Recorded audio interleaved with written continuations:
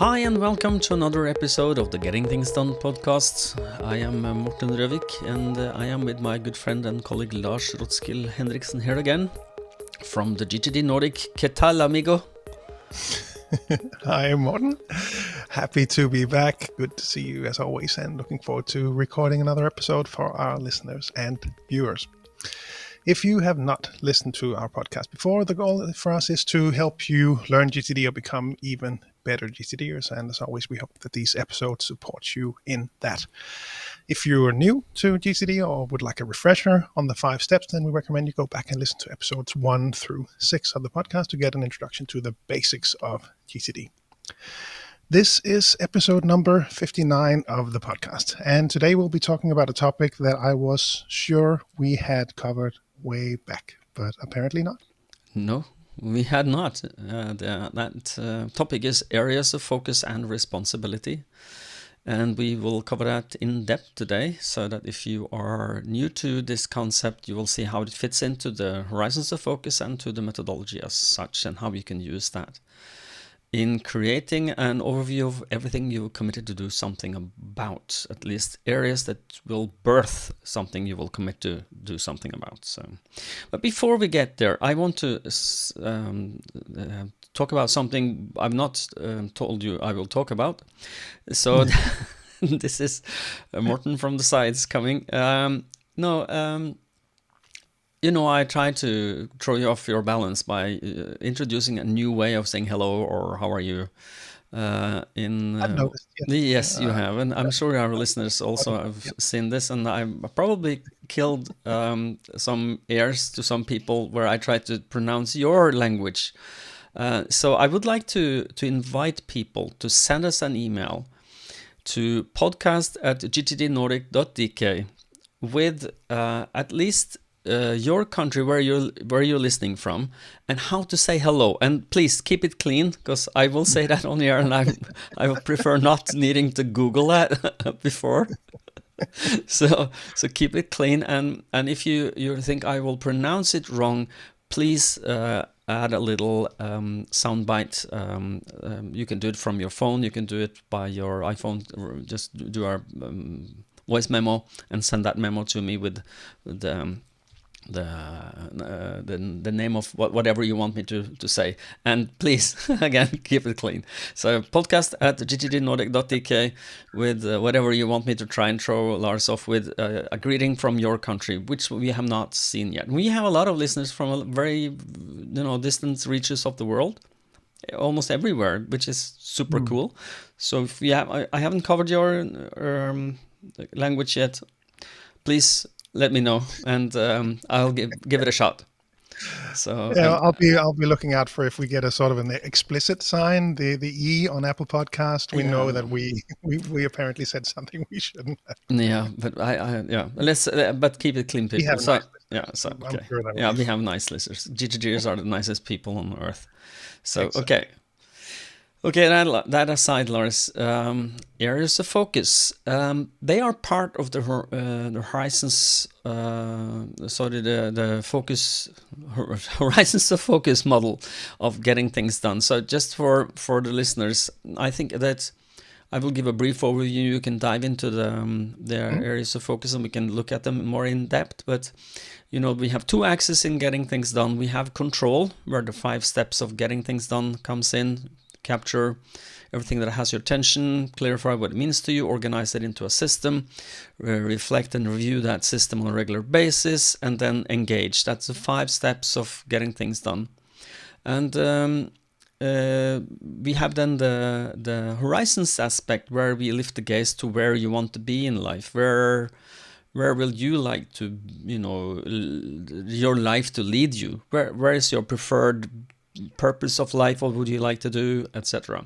And this model is the 2 axes gives you a model where you get really good at getting things done, and the second part is giving you the possibility to find out where are you going with all this getting done things. So I'm going to for those of you who are on see this on YouTube, you will now see the areas of focus and accountability, the horizons of focus model So Lars, will you take us through the Horizons of Focus model? I can do that, and yeah, perhaps this is a good episode to swing by YouTube and to watch the episode as well. And at least on my channel, I've noticed several new subscribers. So great that people are also switching to watching, and especially I think this episode will be helpful for them to see. So what you see on the screen right now, and if you're just listening, I'll run through them. There are 6 levels of focus in the Horizon Focus model, where the ground level is all the things that are placed in your calendar, time-specific actions, and we have your next actions lists as well. That's the ground level of the Horizons of Focus. Above that, we have everything you're committed to completing. So that's the Horizon 1, meaning projects. So everything you're committed to completing within the next 12 months, everything that takes more than one action step to complete.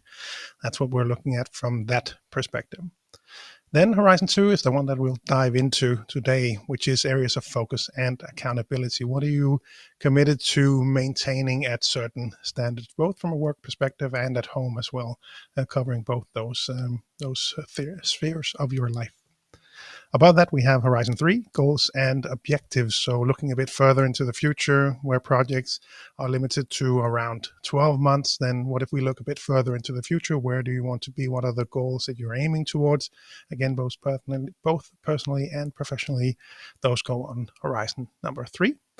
Horizon 4 is the vision for where you want to be. So where are you really aiming when we look even further into the future, where things are, in the ideal scenario, where would you like to be? And lastly, Horizon 5, purpose and principles. So purpose of your company, your own personal purpose, and the principles, the standards of how you work and engage in life, basically. I think that's the quick walkthrough model.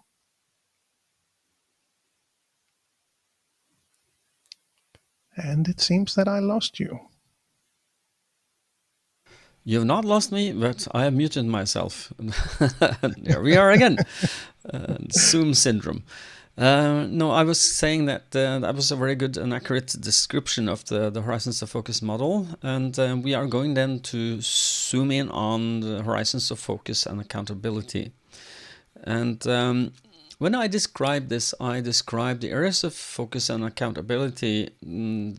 These are often divided into 2 spheres, the work or professional related and personal related, which are areas you would like to focus on or that you have a responsibility for.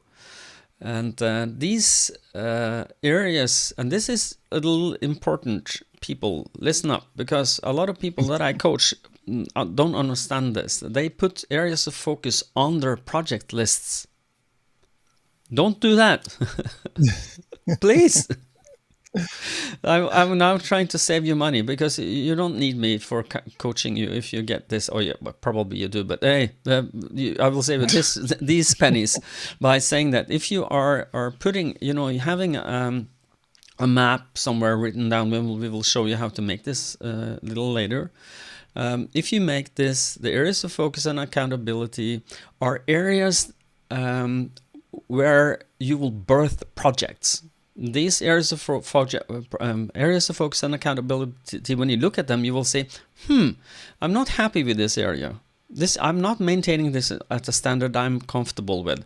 Let me create a project to do that. And what the reason I'm saying pay attention is because I see a lot of people put areas of focus and accountability on their projects list. Like it says budget.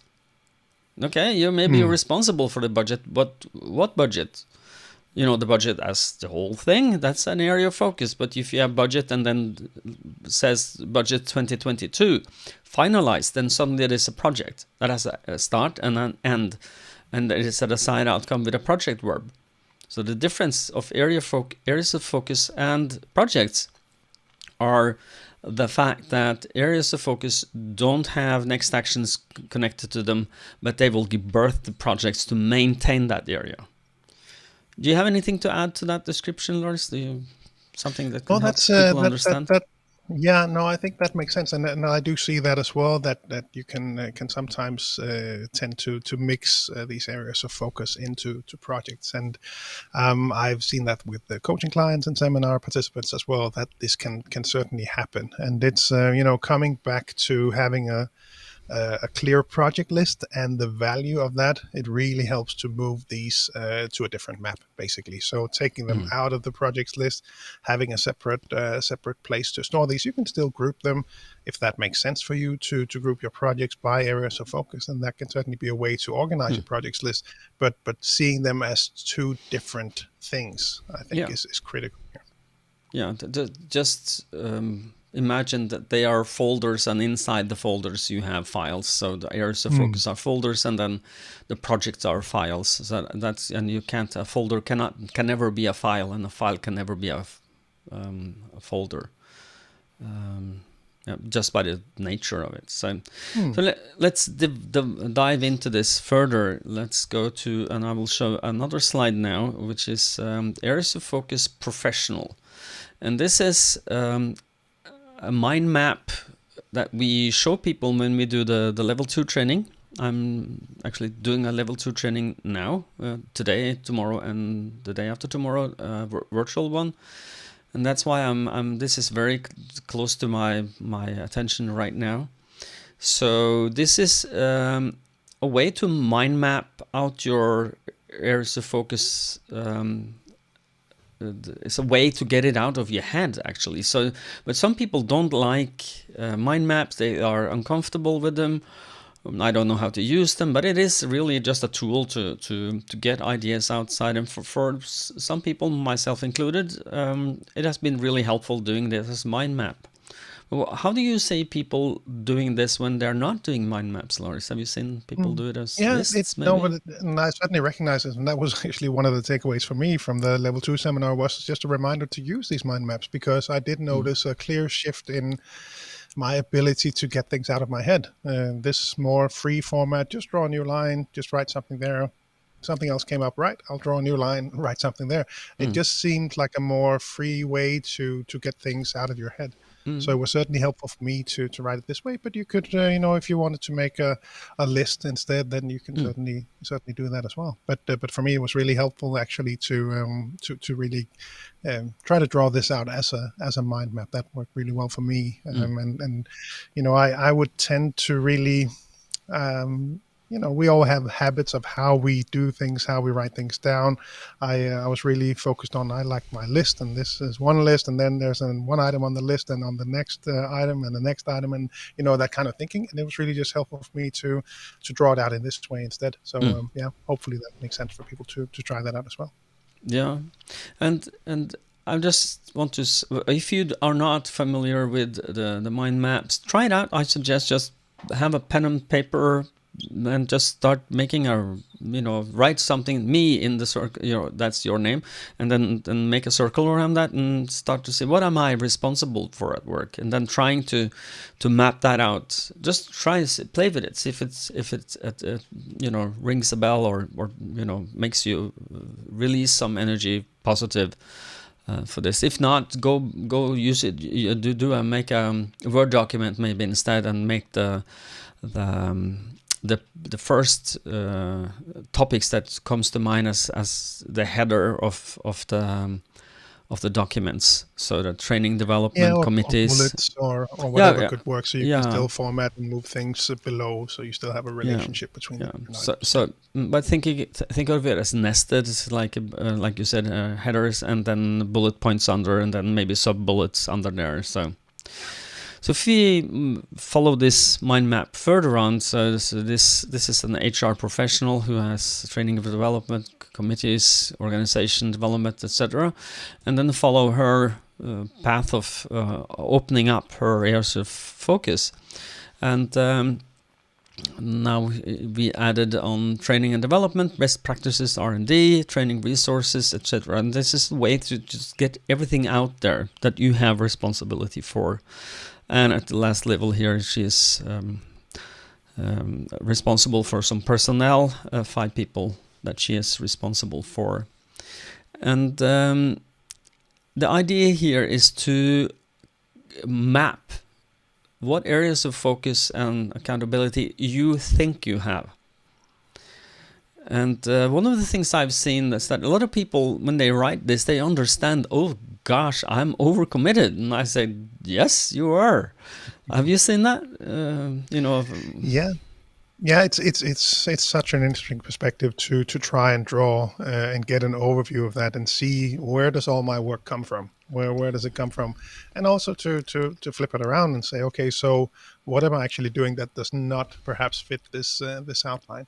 So one of the things that was struck me when I have been working with people on this, for example, in coaching, one place to start would be to look at your job description. But what I've found, and I'm curious to hear what you've found as well, Morten, is that rarely does that match up. I worked with a professor at a university, and we took that as a starting point. But in reality, what her responsibilities were, and how things had shaped out initially Mm. from that initial job description, it really was an interesting perspective to take back and again to discuss work. We often talk about taking your projects list and maybe sharing it with your boss to just clarify. So this is all the stuff I'm committed to right now. So you can see there's a lot of stuff going on.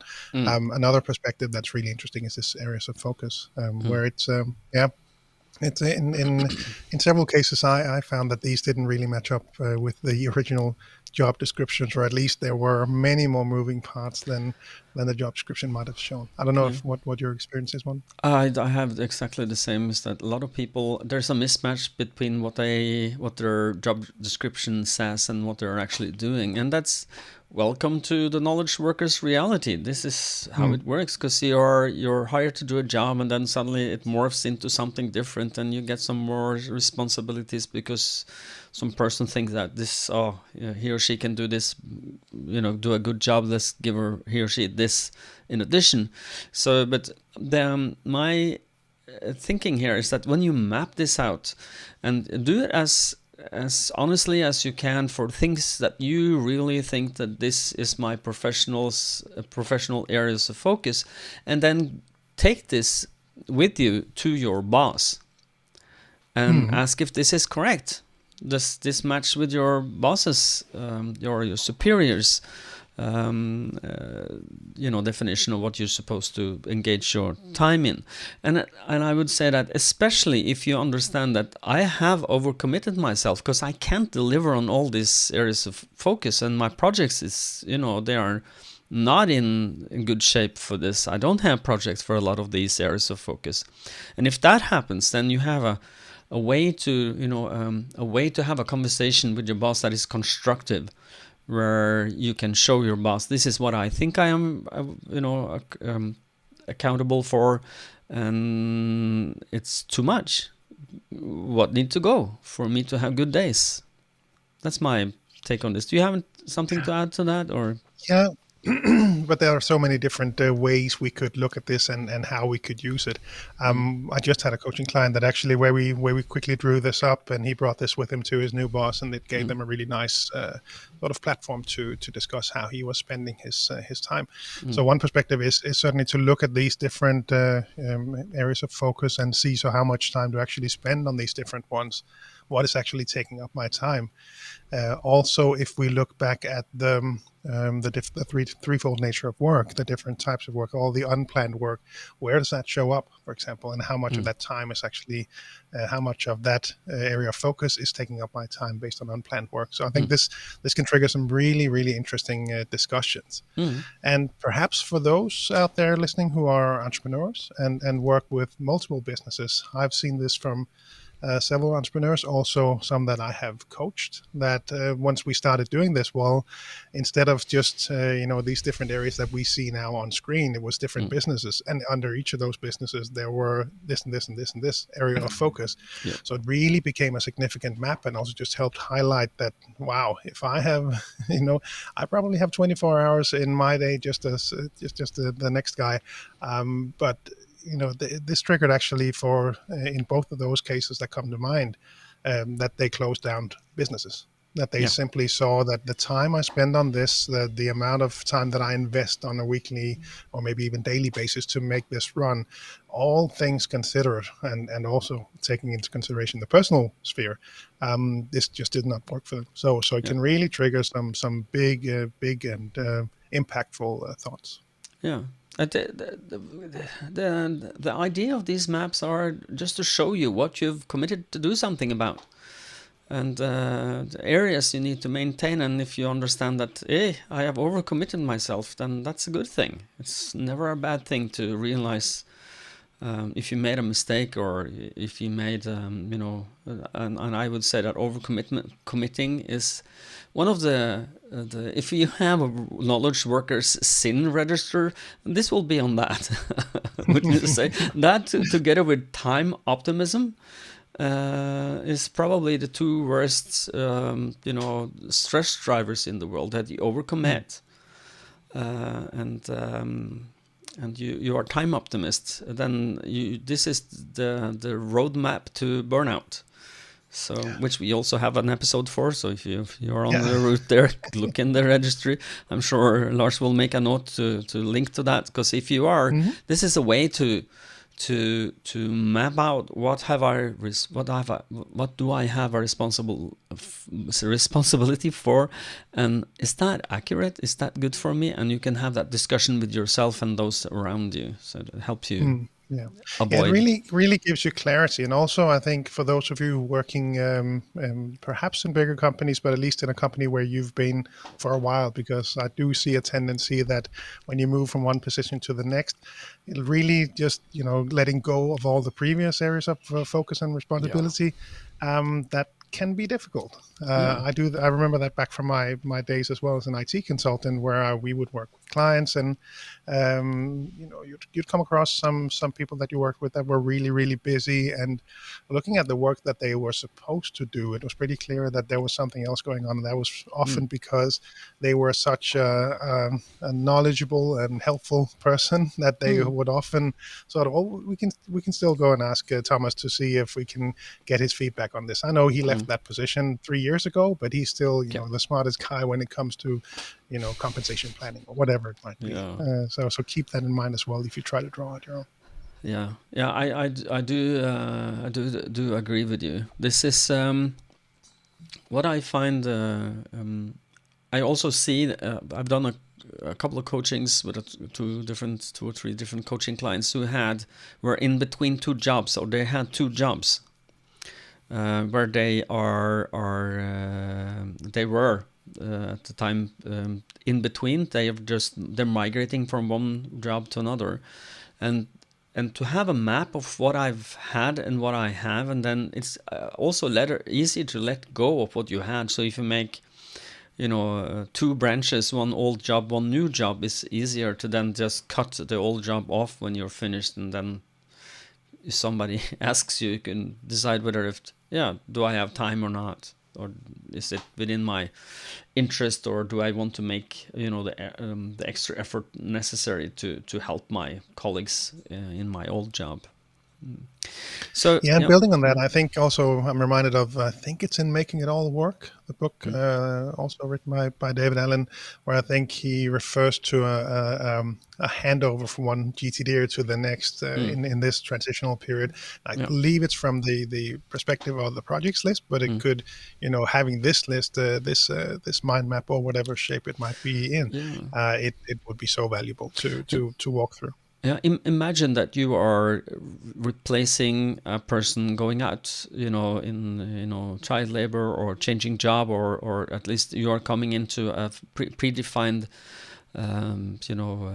work role, and having this served on your first day, and then a list of all the active projects that are on the run here that you have to take and commit to and finish.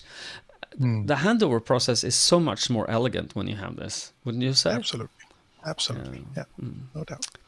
Okay, then I suggest we shift focus for areas of focus for professional to personal. And often, at least for me, I see that a lot of people have very, complex personal lives. And this map here is probably just for one individual that has a fairly simple life, I would say, because I don't know if you've noticed, but people marry and they remarry, and then they don't have just one set of children, they have 2 or 3 sets of children they have to relate to. So this kind of gets messy. after a while. But Rich, I think, is yes, the right. yes, rich, yes, yes. So let's, on that high note, let's continue into looking into this. And as I now unfold these, you understand that there are things in this, this person's life that is rich, and but it gets fairly complex when you get older, doesn't it? When you get children and you have, and I understand also for those of you, I have also a grandchild now. This is, it gets more complex the older you get, and especially in the life where you have a lot of, like Lars is in the middle of that. He has two young boys, and it can get rich or messy, depending on how you look at it. But messy is not bad. It's just when you are in the middle of that chaos of having children and having, daycare and school and messages from school and your healthcare and then a dash of Corona on top of this, and it gets messy, I think. But it's not bad. It's life. Life is messy. Wouldn't you say, Lars? Agree with me, please. No, Let's call it that. Okay. So, and then we can go even further, going on this mind map here, and really, if you're not on the YouTube channels now, to go there and have a look, because this is going to give you a lot of ideas. And I suggest that if you are a GTDer who has not mapped out your areas of focus, personal and professional, do take the time to do this. What would you say that when you did this first time, Lars, what was your key takeaways?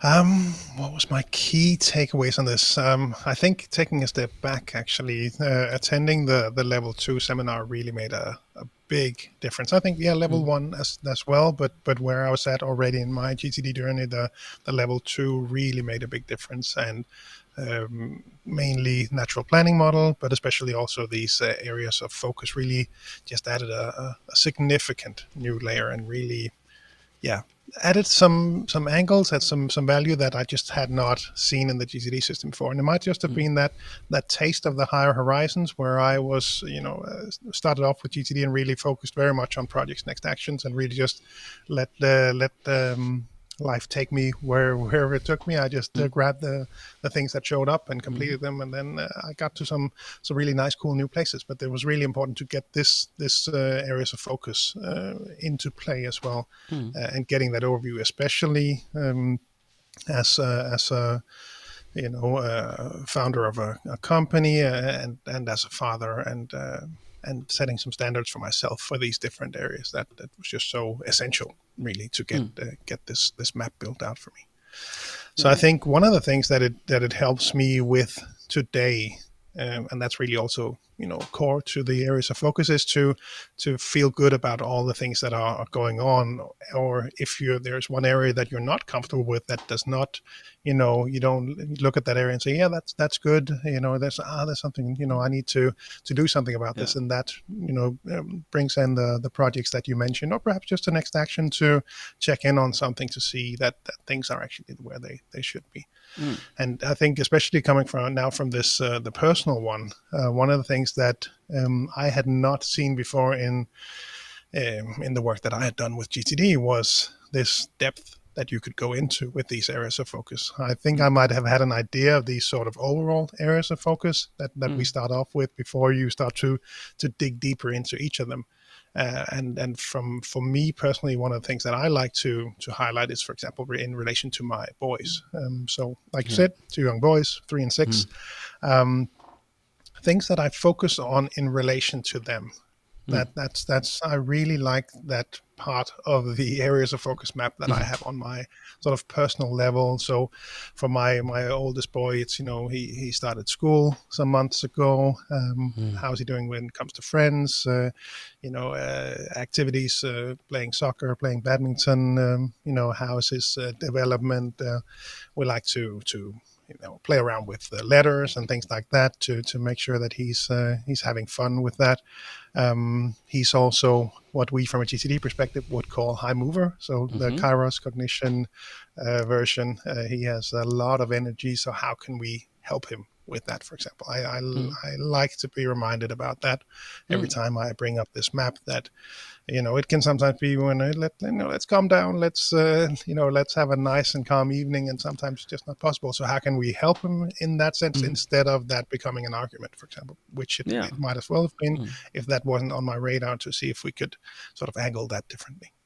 So that's one of the places where it really made a big difference for me when it comes to the personal level. Yeah, it is. Good reflection you do there. I think for especially when it comes to children they are who they are, and you try to mold them, help them to become good citizens of the country you belong to, so that they will have a good and successful life whatever they want to do, or however they want to operate. But to forget that is actually a process, and that you have to take into account how their brains are wired, how their DNA is showing up. And if he's a high mover, make sure he get to move and enjoy that, instead of so many and I'm getting both a little philosophical and partially a little political here, but I've seen so many unfortunate parts from society when it comes to schooling, who's not supportive to help children that have special needs or are special in any way, really. And that's a shame, even though we believe in one of the Denmark and Norway is one of the highest rated educational systems in the world, and we are not we're not doing enough for those who don't fit into that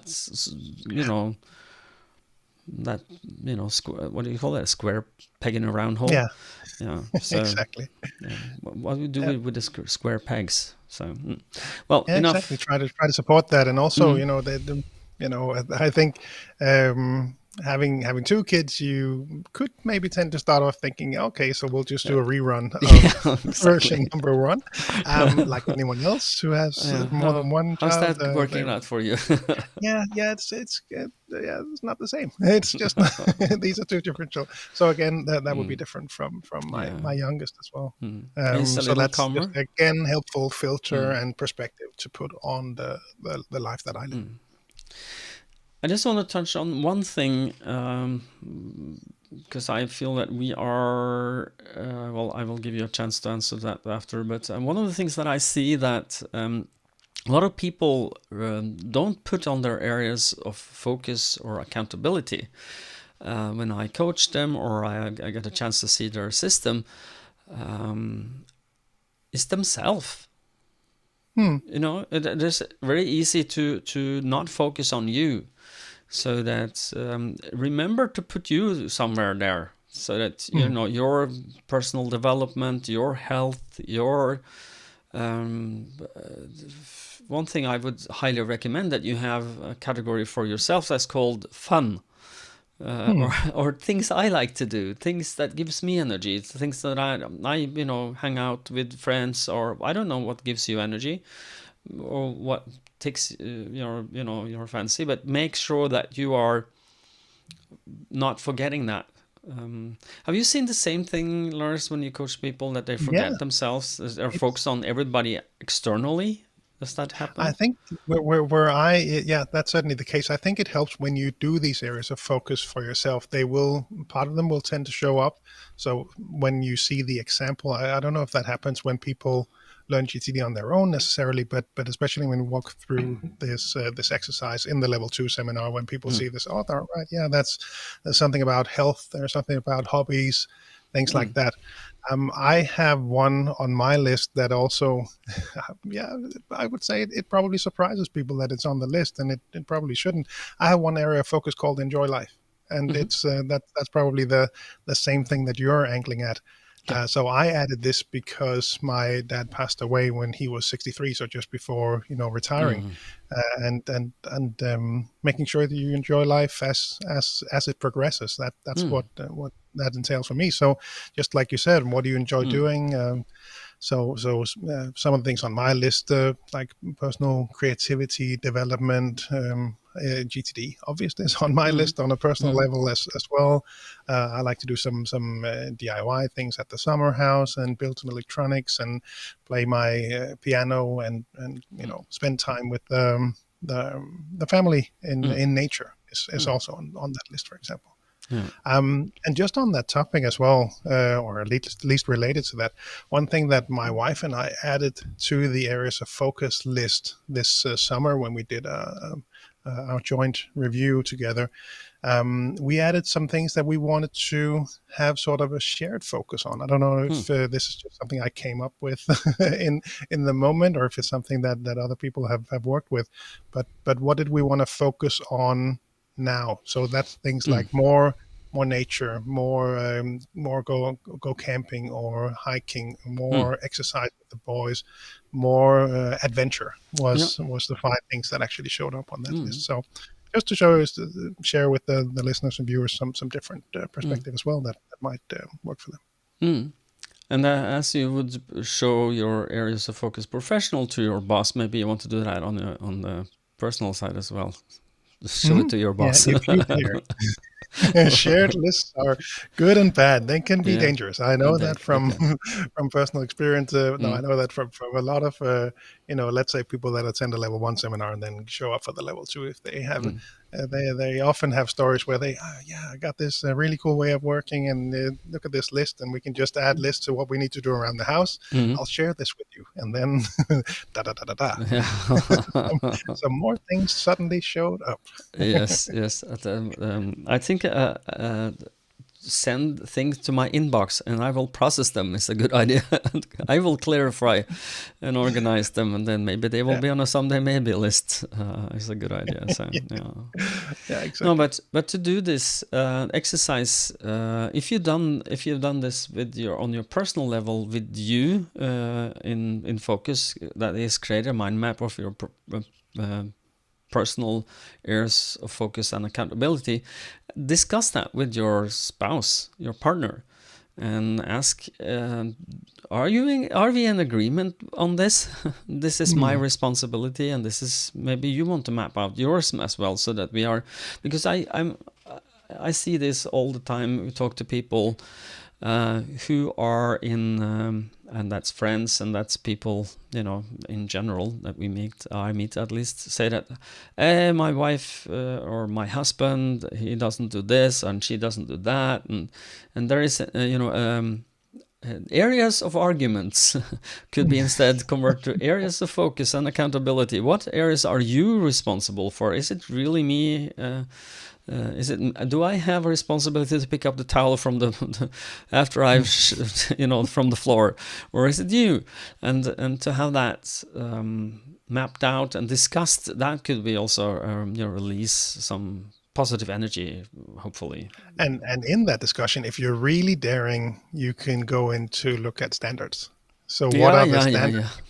Not only who does it, but what's the standard? How full should the dustbin be before we empty it? Exactly. How much stuff do we need to have to be clean that we leave in the kitchen table? How big does that get before we get it to zero again with the washing machine or however you would. I would, but on that note, I would just be generous, give each other, give yourself and your spouse and your partner room to be who they are. And it's because if you enter down that, the dustbin level part, it might not end up where you want it to be. It becomes, you didn't do that and you didn't do this, and it's kind of like, so. No, I think more awareness that we have different standards is probably where we want to go. Yes. That, I might leave another dirty glass on the sofa table, and my wife might not want them to be there. So just awareness of that, I think, is probably the key. Yeah. But what I've also found that when you are doing GTD, where you are more present in the moment, it's easier to change your ways around the house. So that if you are the glass on the sofa table person, it's easier to remember to take that, put it in the dishwasher when you leave the table. If you don't have a lot of other things on your mind at the same time yelling at you. So. Yeah, and awareness of other people's standards and awareness of the other things that need to take place. But how frequently do we need to vacuum the house? That is a place where I know that my wife and I differ. So just finding a sort of suitable level that works for both of us. That's a good in the clarifying. Post show, I will ask you what's the difference. No, okay, no, maybe there something this is some information I don't need, I think. Let's just say she has a Roomba on her wish list for Christmas.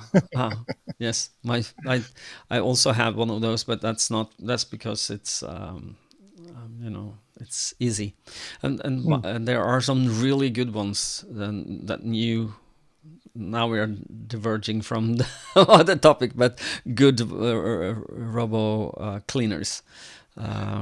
Also. Watch the next episode as we will be sponsored by. Yeah. Roomba, no, something, yes, Roborock, I don't know, but no, we will never do that, I hope, but we will maybe review some technology or something that will help you get better at getting things done, so. Okay, I think we can round this puppy up. Do you agree with me? One last thing to mention is just the work-life balance perspective, or life-work balance, as I noted that David referred to it in the, I think, also Making It All workbook, and actually like that the life part came before work, but that added a layer for my understanding of work-life balance when I had these areas of focus mapped out. So, balance is just, I don't know if that's the right word, because that's kind of loaded and would imply that there is necessarily an equal weight on both sides. But having that, in-depth view of, for example, my personal areas of focus, that maybe if things have been, been a bit busy at work for some time, I had to travel for a while, maybe that when I review my areas of focus, I will be reminded that I probably need to set up some, let's go to the movies with my boys, or let's, spend some more time with my wife. Let's go out for dinner, things like that. So it really, it's helpful for me to think of work-life balance in that way, and also just an amazing trigger list to make sure that I feel good about my life, that I'm working on the right things, that things are in balance or as I want them to be, and if not, that I have projects to make them go where I need them to be. That's why they're so critical for me. Good, me too. So it's helpful for you to live the life you want to live. Exactly. Okay, should we then try and wrap this puppy up?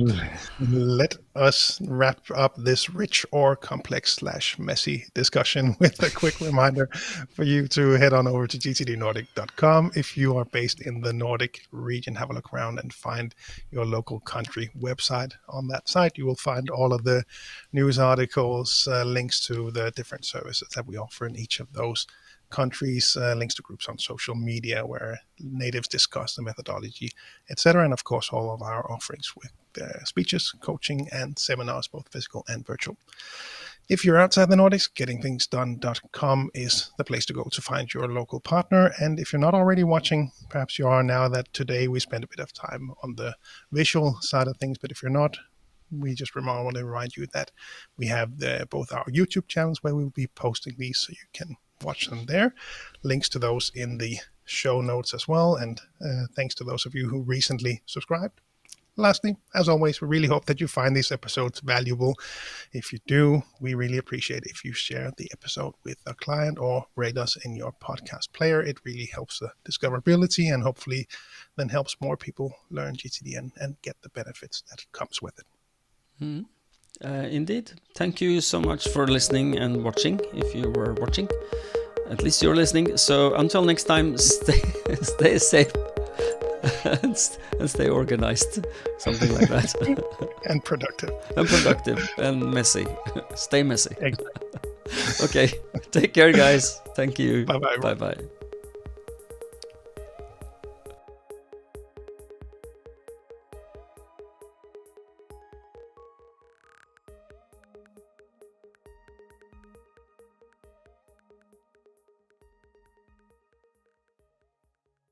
La la la la la la.